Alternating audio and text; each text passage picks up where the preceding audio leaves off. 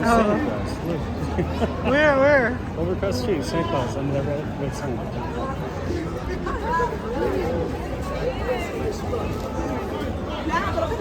Oh yeah, there's Santa.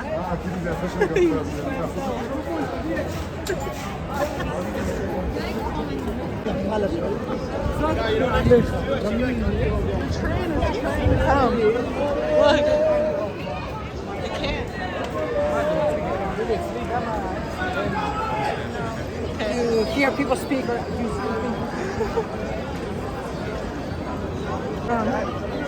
Drunk Santa Claus.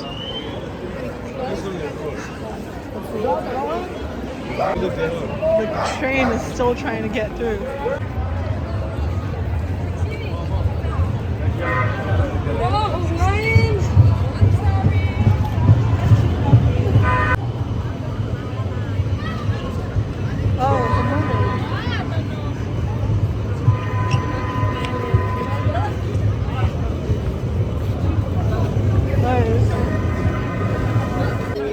Halloween. Oh yeah. The late 20 times better. Because you say little kids, especially fat kid, sorority kid age people drinking. yeah. Toddlers are drunk like teenagers. It's so funny. That guy's an elf. Yeah, look at his costume. everybody run down. There's a bunch of The husband and wife are both Spider-Man. Spider-Man and Spider-Woman. Hey look, Bob Marley.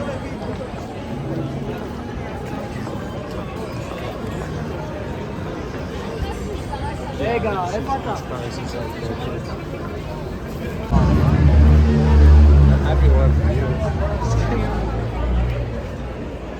My favorite are like the families that all the family members are matching. It's my belly. PP's experiencing Purim for the first time.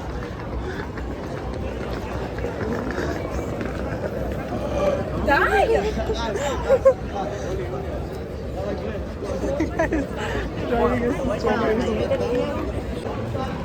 It's Legally Blonde. That's Borat. Just kidding. Where? Oh, this one. Oh, what is it? with my family.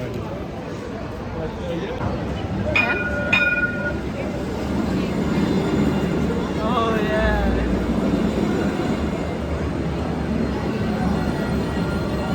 All people in costume.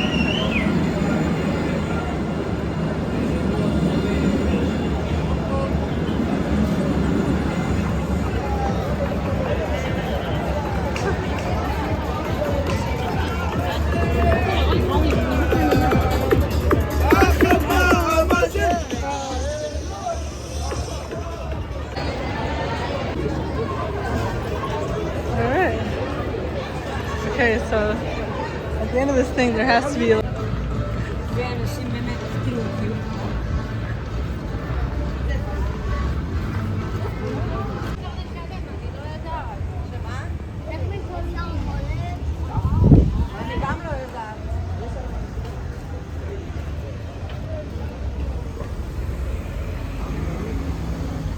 there's a Christmas elf.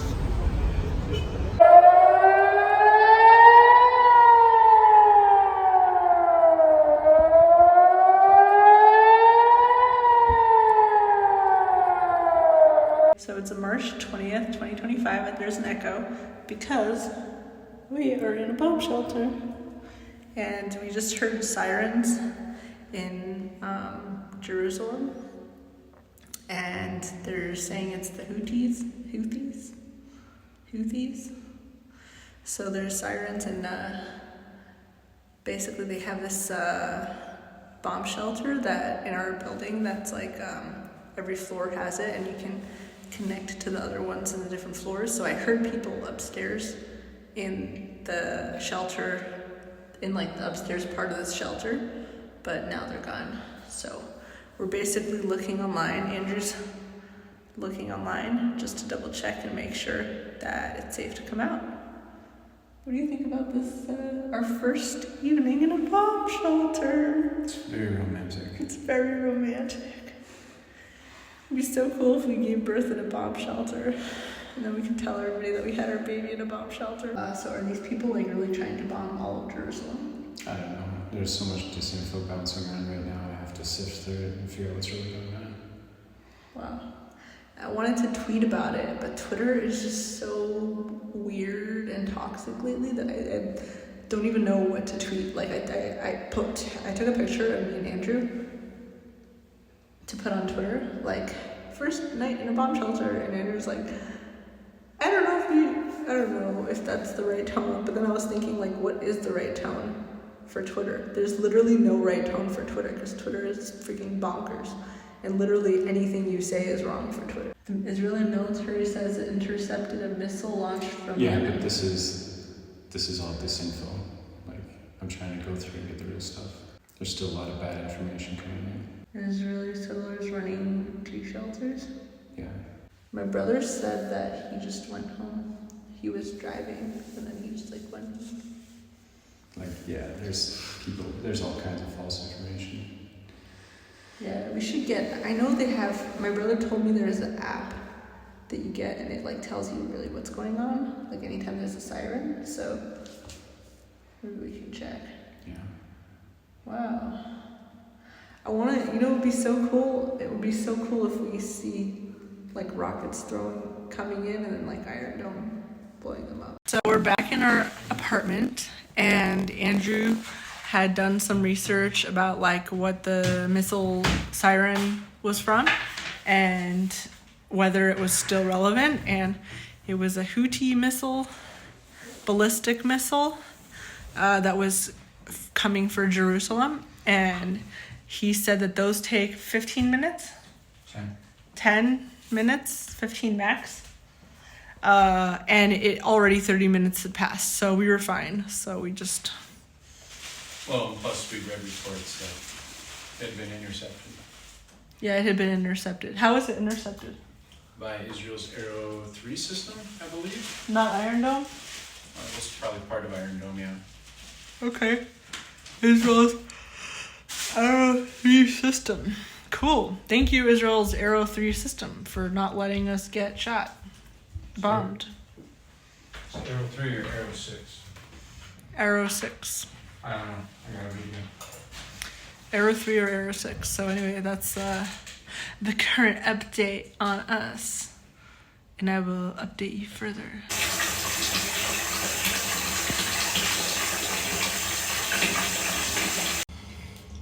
This feels amazing. So I'm in a bathtub. It is actually 3 a.m. and I'm in a bathtub. It feels so nice. And they say you shouldn't have warm baths or hot baths when you are so pregnant. Like I'm 8 months pregnant basically.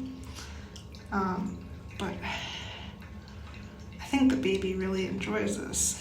She's always just like moving around, bouncing around when I'm in a bathtub. And I do this like every night. I just can't imagine that this is a bad thing. And I've also learned to trust my body. So far, all the things that people have told me that is good or bad for me, that like I disagreed with and I just did my own thing. Like, oh, you shouldn't be lifting weights or doing strength training or doing, like sauna and spa, all these things, while you're pregnant, you shouldn't be doing XYZ. I just sort of like nodded, smiled, and was like, I'm just gonna do my own thing. And I feel very good about that. I feel amazing. Like all the things that I did, that I listened to my own body, like the things that I just felt like doing, instead of listening to other people, because other people are different than me, We're all different and our needs are different. And for some people, using a sauna or steam room doing hot cold therapy, doing strength training, sports, whatever, while they're pregnant is not good. You know, for some people that can be debilitating, that can cause problems. For other people, you know, especially me, you know, I've always been very active and I feel thriving and relaxed when I'm doing these things. And so my baby feels relaxed and thriving, you know, and I know because I've been going for checkups. And actually another thing is I noticed that when I have to explain myself to people, like when someone's like, oh, are you doing this thing? Are you not doing this thing? So, I mean, this has been happening everywhere we go. Jerusalem, Bali, wherever we went. Where someone is like, hey, are you doing this thing? How's this thing going? And I will show insecurity and a lack of confidence, not necessarily because anything is wrong with the thing that I'm doing, but because I feel insecure in how I'm going to explain the situation to the other person. You know what I mean? Because I feel insecure but like I feel like I have this thing that I'm gonna do. I'm just gonna do what I'm gonna do, and I'm gonna listen to my body, and I'm gonna like kind of go with the flow. You know, I have my own autonomy, and I feel very confident in my own autonomy, even if I don't know exactly what I'm gonna do. You know, I don't know exactly who my OBGYN is going to be when I give birth. I don't know exactly how I'm going to give birth, like in which hospital, and like exactly which position or whatever, right? But I trust myself. I trust my body, and I trust that I'm gonna do whatever I'm gonna do. It's gonna be my choice. It's gonna be what works with my body, mind, soul in the moment.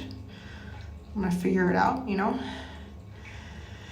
And I feel like I just very often meet people that are so wrapped up in my personal life, you know?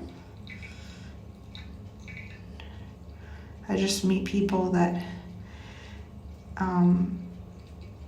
they're just very like type A personalities. Like I just feel like I'm constantly, because I'm always like giving this like chill vibe, which I'm not chill.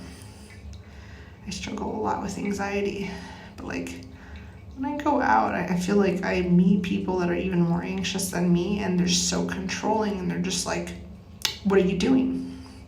Where are you going? How is it going? And I don't think they even realize how controlling they are, because the energy they give is very much like an energy of control. It's not even like overt sometimes. It's very like, what are you doing about this situation?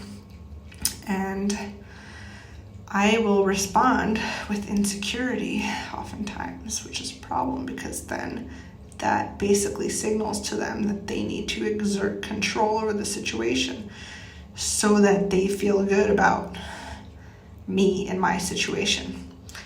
And it's highly frustrating. And I feel like I've been just surrounded by these personality types, and it actually drives me crazy. It really drives me crazy. I feel like I've just been surrounded by this personality type over and over and over again. It's usually women. It's usually other women. Everywhere I go, I just can't help but give off this like babe in the woods kind of vibe to people. You know, this like lost little girl. But oftentimes I give away this lost vibe kind of girl, lost girl kind of vibe, whatever, when I'm in the presence of someone who makes me feel insecure.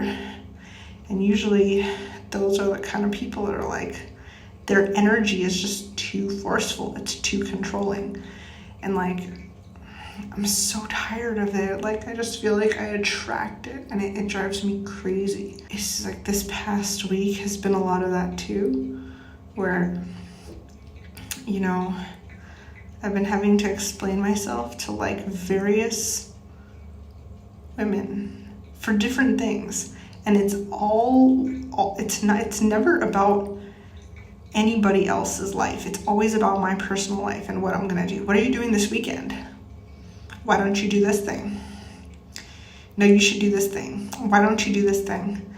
And my response is usually in the presence of people like that, you know, that are like, that have just a very forceful energy.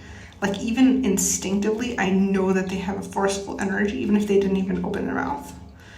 My response is usually insecurity. Like I feel insecure in like what I want. Like, do I want, what do I want to do this weekend? Like they're like, what do you want to do this weekend? And a few minutes ago, I knew what I wanted to do this weekend. I wanted to stay in Jerusalem. I wanted to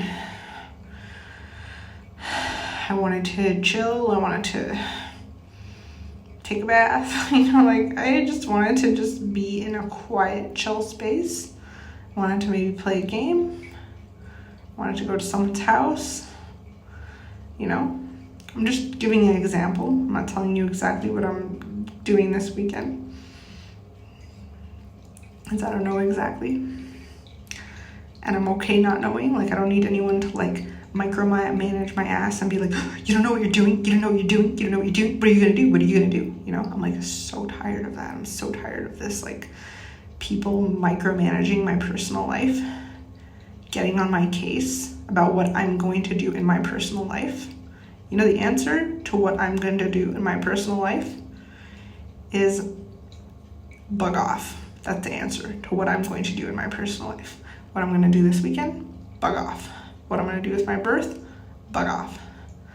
That's the answer to like all the questions. And like, I feel like this lament that I have like given the time of day to anyone who's like kind of come at me with that energy. And it's usually other women.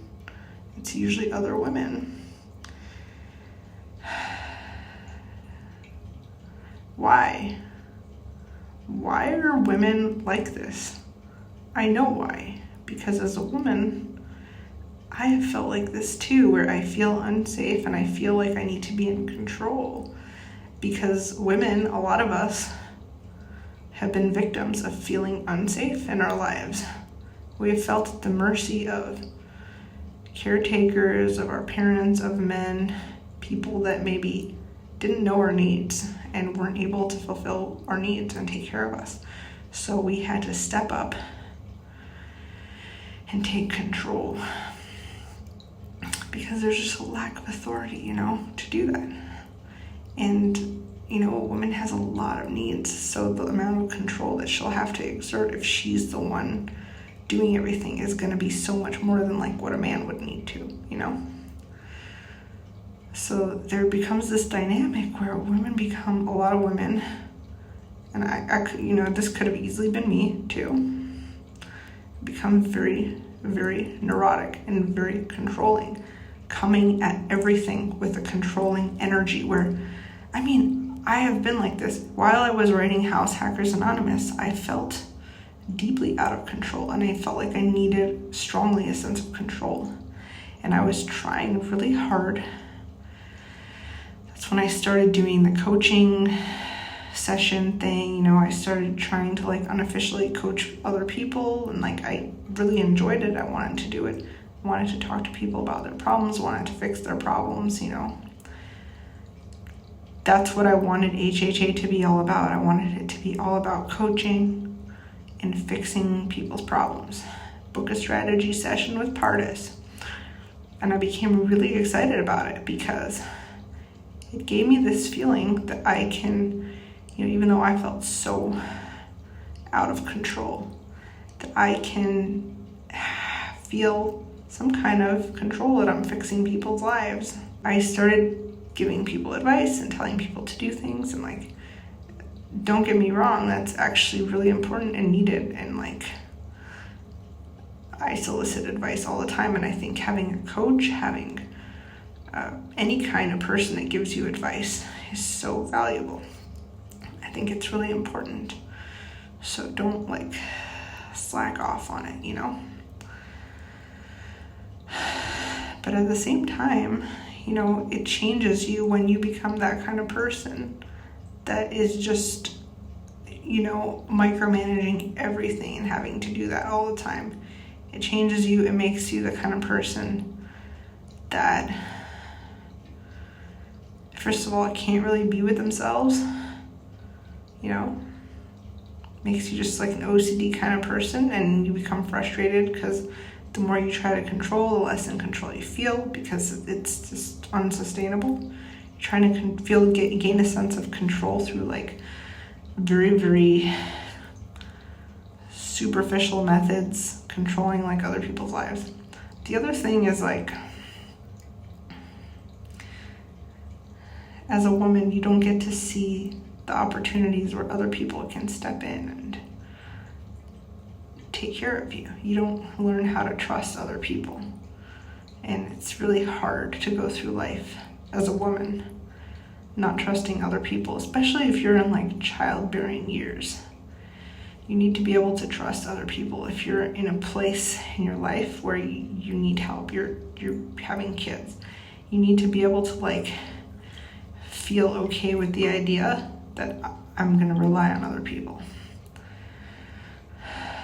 That's something that I've been learning for myself. At the same time, you have to like also learn to be okay with your own boundaries, which is what I'm really, really learning. I've struggled with this my whole life, learning how to validate my needs. Someone says, "Hey, Pardes, come to a party with us tonight," which is a lot of my people I know are just like, like they'll make plans and they'll make it for today or tomorrow. And then I'm like, it's been my whole life. This has been my whole life. My family is extremely spontaneous. I have a big family, and everybody is not everybody, but a lot of my family members are very spontaneous. And they're just like, all right, we're going to a party tonight. And I'm just flustered, in a state of chaos, and just the stress. Even if I wanted to go to the party, even if I would have enjoyed the party, it's just the spontaneity, the lack of planning, the lack of structure, the chaos. Let's do it now, So I've found that I spent a lot of my childhood and adolescent years and even adulthood explaining myself to other people why I didn't want to go to parties. I didn't want to be stuck in a place on somebody else's ride I didn't want to be in for like 8 hours. Like literally they would go to a party and we'd be stuck in the party for like 8 hours. We'd go there sometime in the afternoon and we wouldn't come home until like 3 a.m. And that's how it was for a lot of my childhood, adolescent, and early adult years. So, I moved out of my parents' house, I moved out of the community, I moved out of the US eventually. I spent time, Andrew and I spent the past few years, but even before we did this past few years traveling abroad, I spent a lot of time alone. I moved out of LA, I moved out of my community. The religious community was just full of this stuff. I just spent a lot of time alone and I enjoyed it. I enjoyed not doing Shabbat. Shabbat is supposed to be like the Saturday, it's supposed to be a day of rest in Judaism. For me, it was a day of unrest. It was like the one day of the week that I felt the most stressed, because it was like a day that was open to spontaneous family planning. And everybody would be like, all right, we're going to go to this place now. We're going to go to this shul now. We're going to go meet with these people. We're going to do this thing. And it was so chaotic and unstructured for me. I realized that I had certain needs that weren't being met in the context of those settings. And no matter how much I tried to explain them, they just felt stupider and pettier and like, there's something wrong with you. Why? Do you hate your family? Do you hate happiness? Do you hate fun? It was almost as if the people around me were committed to making me feel so stupid and petty for the things that I wanted, which was I just wanted a feeling of stability, safety, structure, planning. A lot of kids need that, but sometimes adults need that too. We need that. And I felt like the only way that I could justify it, my needs, was to just leave the situation, leave the community, leave my family, leave everything behind. And when I left LA, I moved to DC, I moved to New York City, Virginia, Texas. I really avoided like any kind of Jewish or religious kind of event. You know, I spent a lot of time in solitude because I also found that my inability to explain my needs to other people bled into my relationships too. So I also started avoiding relationships. I had trouble like validating to myself and then to others why I needed certain things, why I need more in this relationship. You know, I feel like I'm not getting my needs met in this relationship because blah, blah, blah, blah, blah.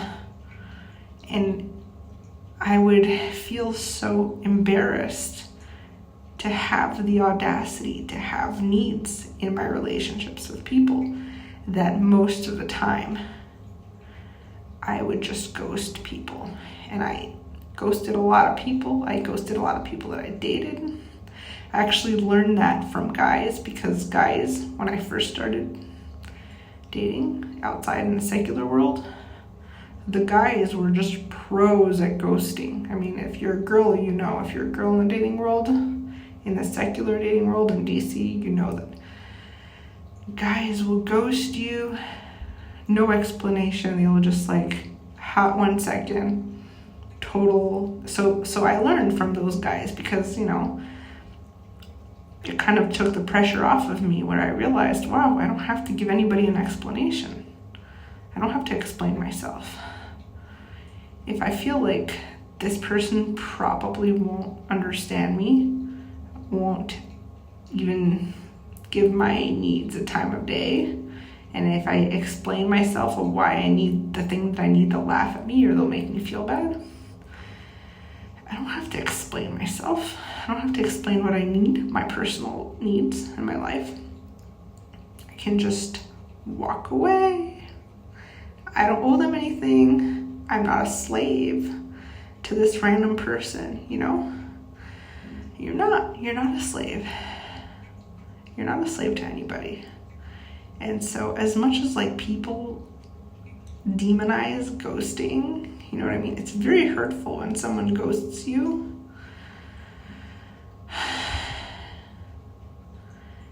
It's not the worst thing to do. When you consider that, like, you know, ghosting is kind of a trauma response to not being validated, not having your needs met. And so, you know, I was very hurt by ghosting in the beginning when I first started dating, but I quickly learned that I could ghost people. But at the same time, you know, I was very lonely for so long because I was just ghosting everybody. I was all by myself.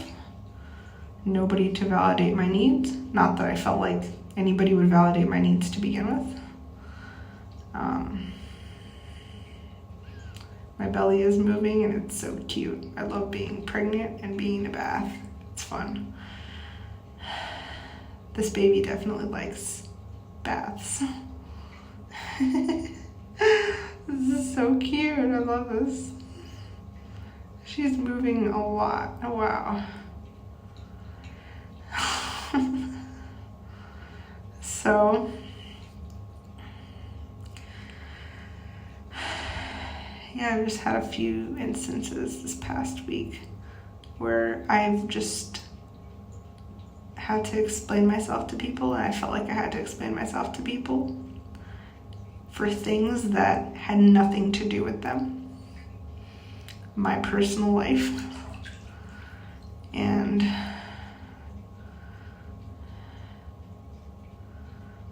it makes me very angry. I feel incredibly angry that I've allowed myself in situations where I've had to explain myself to people that I don't owe an explanation to about my personal life. What am I doing this weekend? Not your business. What did I have for breakfast? Not your business. What did I do today? Sometimes it's just people that are busybodies, women that are busybodies, and they just want to know your business. And they're like, they just want to know. And they want to know, and they want to pick at whatever you're doing because it makes them feel safer to avoid their own personal problems in their own lives and avoid the things in their own lives to pick at, and they just want to pick at someone else's life because it's like popping a zit, popping a zit, scratching an itch. Sometimes that's what it is, but other times it's because they want to get you to do something for them. Hey, can you come and help me paint my walls? I'm just totally using a stupid example. Can you come and help me paint my walls? And I'll be like, I'm kind of busy today. Well, what are you doing? So if I say I'm kind of busy today, and I say I don't want to come and paint your walls, right? And I give an excuse. I'm kind of being nice to you by giving you a reason. I could have just said no. But I'm being nice and I'm giving you a reason. Oh no, not because I don't like you, not because I don't want to help you, but because I'm busy today, okay? The kind of person that takes it a step further and says, well, what are you doing? That person needs to be ghosted. But this past week, I've just felt so weak. I'm tired, I'm pregnant, and I feel like my defenses are a little bit down, so I can't really ghost as easily. And I feel like I'm in these situations where I don't just ghost when the person asks me what I did that day or what I'm doing that day or that week. You know what I mean? And it makes me angry that I'm doing that. It makes me angry that I'm so lackadaisical on my boundaries. Because I'm tired. I'm pregnant. And I really just don't want to be around people. I don't enjoy it. I don't enjoy being around people. And the reason why I don't enjoy being around people is because when I'm feeling tired and weak, too tired and weak to hold up these boundaries, which I've used in the past, which is just ghosting and walking away. Because I'm too tired, I'm too fat, I'm too pregnant to just ghost and walk away this time. So then I just stick around and I feel insecure and I let people get into my head and into my personal space and scratch their itches by asking me, what are you gonna do next? You know what?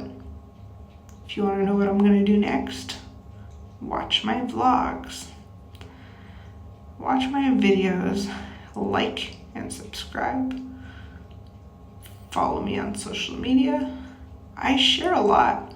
I love to share. And sometimes, if you're lucky, I will share with you in person. But don't ever make me have to explain myself to you. Because who are you? And this is how we all should be. You don't owe an explanation about your personal life to anybody. where on earth do people get this idea that you need to like tell them, explain to them why you're doing what you're doing, where you're going? Oh, because they care so much. They care so much about me. They want to help me.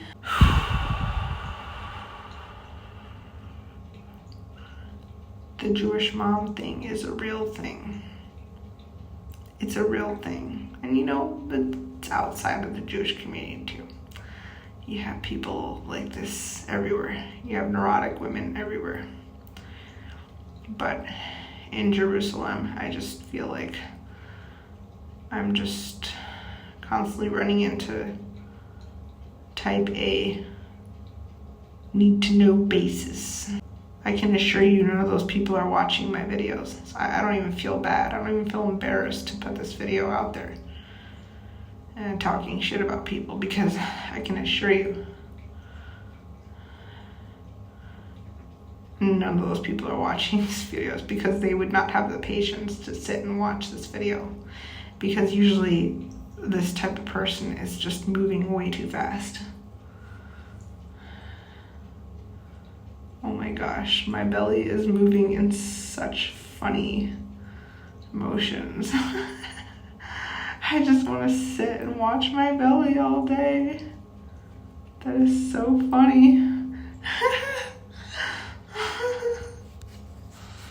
I have to call Andrew and tell him to come and look. Sorry, just a sec. Almost 4 a.m. So I really should go to bed, and this is like the latest that we've ever slept. But I just have to add this thing. This whole like experience of getting to know myself, learning about my boundaries, and learning like the kinds of people that make it really hard for me to even know what I want, to even be able to validate what I want, to be even able to express those boundaries. It reminded me of the first week that we got to Jerusalem. We went to a concert. I believe it was the first week. Yeah, we got to Jerusalem. We went to a concert with my siblings, and I just want to share this like quick story of what happened at the concert. So we're sitting down, and there was a group of women who come to us. They were like they were Argentinian women. They come to us.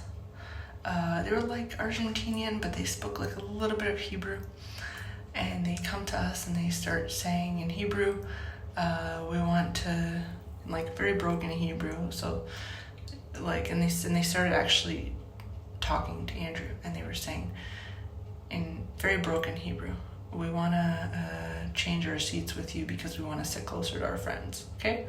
So this is like a very benign request, and oftentimes at concerts or movie theaters, people will ask things like this: can I change seats with you so I can sit closer to my friends?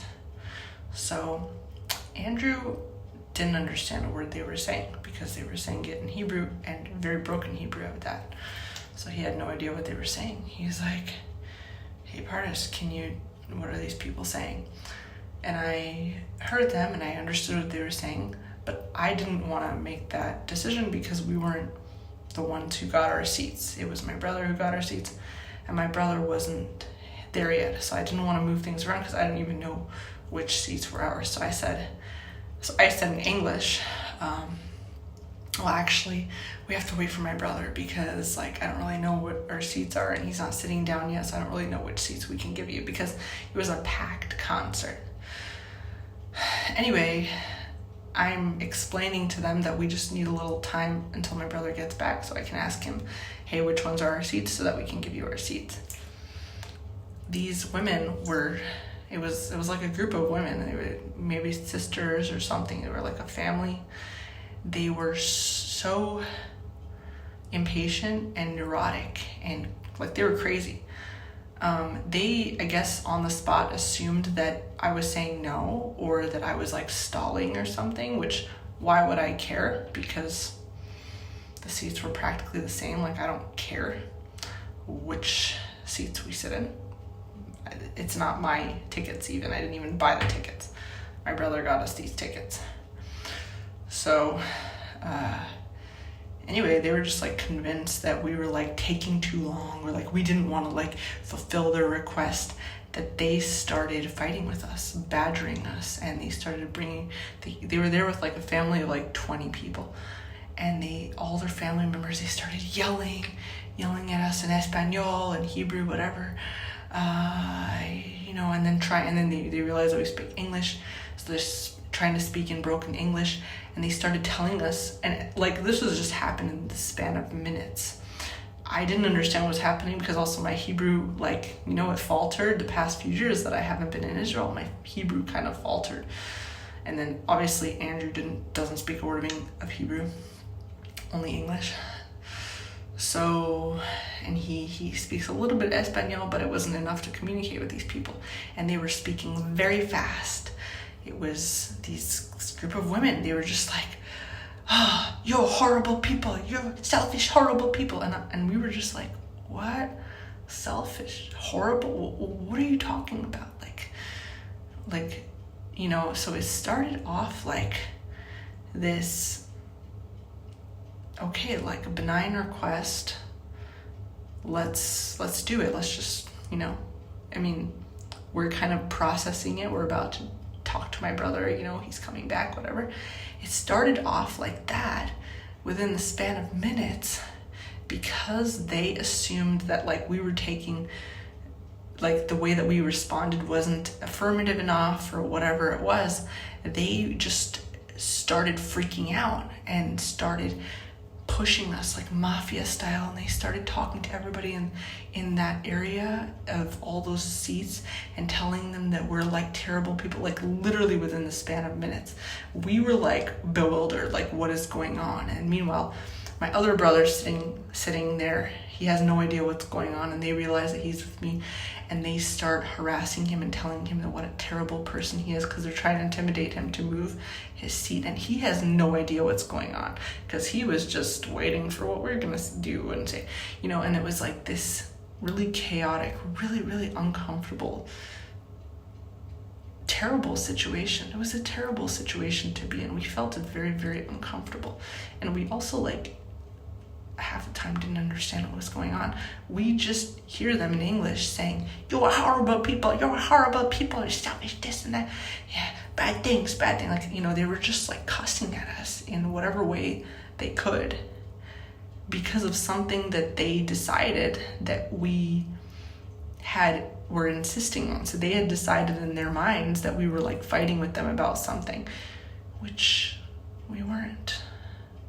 But at that point, we were really frustrated, and we were like, oh my God, we don't want to have anything to do with you guys. And my brother comes, and there was just so much confusion, and we're like, hey, can we move wherever, just tell us where to move. And he's confused because they start harassing him, and they start harassing his wife, and they start yelling and going crazy. And it became a whole huge commotion where, and then Andrew starts speaking back to them. You guys are very rude. You guys are a very rude family. And then they're like, no, you're bad. It's just like this crazy, chaotic commotion. Just because these women were just too impatient and so OCD and controlling and neurotic, and it was like, I was feeling very, very anxious. Eventually, kind of midway in the concert, we just went outside, and we didn't want to be sitting next to these people. They were sitting next to us anyway. We moved for them, but they were still sitting next to us, and it was just so unpleasant. And it's just like, and they seemed to be really enjoying themselves in the concert. Once they were seating and settled, they totally forgot about it, and they were just like, woohoo, singing and dancing with the singer. But for us, it was like, we had just kind of landed. We were just kind of disoriented, and we already have this sensitivity to sounds and stimulation and bright lights, because of like our nervous issues. And we were just like, we just can't be in here. We went outside for the rest of the concert. And I'm just thinking about that, and I'm thinking about like what could have been done differently. And honestly, the only thing that I could think of that could be done differently is avoid this malady of the neurotic woman. As a woman who has struggled with this high intense anxiety, neuroticism, feeling out of control, wanting to gain a sense of control, what I'm realizing in my life is that this energy of the neurotic woman, it's a real thing. It's like a woman who has felt victimized, who has felt out of control, who has felt unsupported, basically. It's like this energy, and it's contagious. Women will spread it to each other, It just doesn't have a place in my life anymore. And, it's important for me. I'm realizing there's just so much of that here. We're just seeing so much of that, and it's so much of that everywhere. But gosh, like when you're up close and in front of it, it really, it can be debilitating, can be very jarring. And it's not like you can blame anyone for women, for a lot of like neurotic women being that way. Like you can't blame them, because it's like, they've felt panic and scared. It's trauma response a lot of times, They feel panic, scared, they need to gain a sense of control, and they'll kind of like try to do that in your space, in your personal space. But what I'm realizing is like, this is a huge opportunity for me to practice saying no and ghosting. Calm, no, walk away. Say no and walk away. That's all you do. You don't explain yourself. You don't say, I'm gonna wait for my brother. You don't look confused. We looked very confused that day at the concert. We all looked very confused. Me, my brother, Andrew, we were sitting there, we're just like, what is going on? This look? No. Just calm. No. Look away. No. Walk away. Or if you know what's happening already and you're like willing to move, then you just move and don't look at them.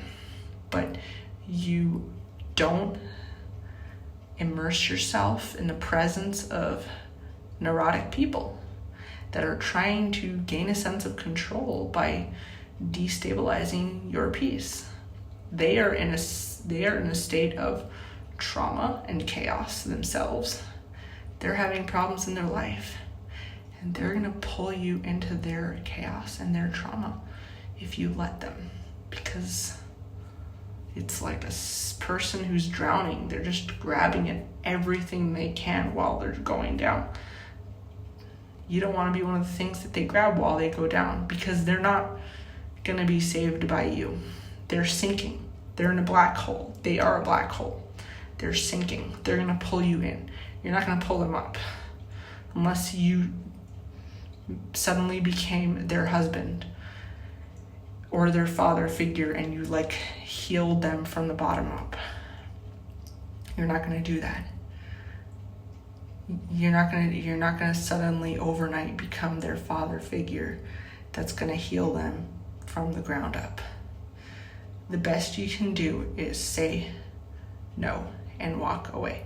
And obviously this applies for men too. Like when I was dating, I've had to say no to a lot of guys, but in my personal life, I've had much more trouble setting boundaries with women than I have with men. With men, I had to learn, but it was pretty straightforward. Like no and walk away, because the guys would do that too, and I would learn from them. So I would learn how to do it back with the guys.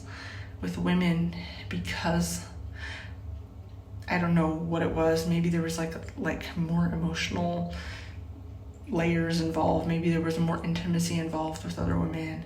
Maybe there was more manipulation. I don't really know. It was much harder for me because I found myself with women explaining myself so much more. Explaining myself things that I should never have been explaining to anybody.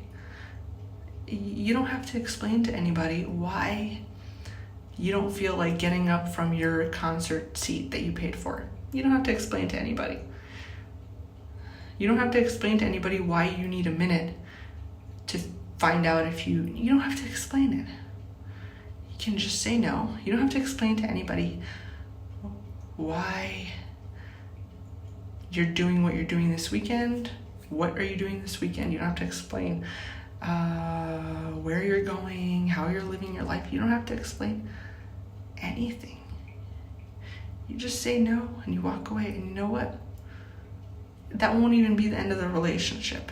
You can still have a relationship with people that you say no and walk away to. You just have a better relationship because they know that if they want to keep talking to you in any shape or form, they kind of have to respect that you're a person. Kind of have to give you like bare minimum the same respect you would give to them, which is respecting your boundaries. Okay, now I'm gonna go to sleep because it's past 4 a.m. Oh my god.